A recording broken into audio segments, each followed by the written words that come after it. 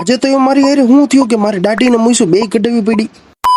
દાઢી મૂછું કઢાવવાનું કારણ એ જ હતું કે અમારે રામા મંડળ રમવા જવાનું. પહેલેથી વાત કરું તો સવારમાં આવી ગયા હતા કામે, અને આપણે ડેઈલી વ્લોગના 50 દિવસનું ચેલેન્જ લઈ લીધેલું છે. વિડીયોમાં કન્ટિન્યુ બના રહીજો એટલે તમને ખબર પડે કે અમે રામા મંડળ ક્યાં રમવા ગયા હતા. આજના દિવસે હાંજે 4:30 હું વયો ગયો દાઢી અને મૂછું કઢાવ. દાઢી કમ્પ્લીટ કરાવીને હું હાલતો થઈ ગયો જ્યાં મારે જવાનું હતું ત્યાં.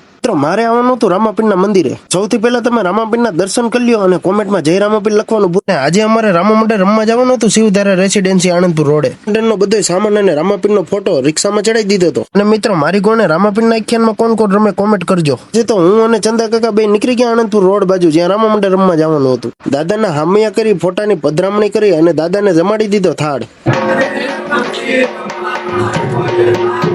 રામાપીરની પ્રસાદી લઈ લીધી ને પછી અમે અંદર આવી ગયા તૈયાર થવાના. આપણને ભેગા થઈ ગયા કુલદીપભાઈ. રામા મંડળ ચાલુ થતા આપણું પેલું પાત્ર આવી ગયું સગુના બેન નું, અને બીજું પાત્ર આપણું આવી ગયું કૃષ્ણ ભગવાનના મોટા ભાઈ બળદેવનું.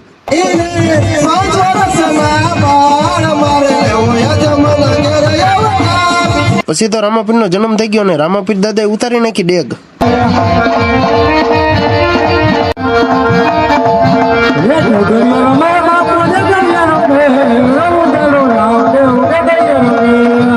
રામાપીરની આરતી કરી નાખીને આવા નવા બ્લોગ જોવા માટે ફોલો કરી નાખજો. કોમેન્ટમાં કોઈ જય રામાપીર લખવાનું તો ભૂલતા જ નહીં.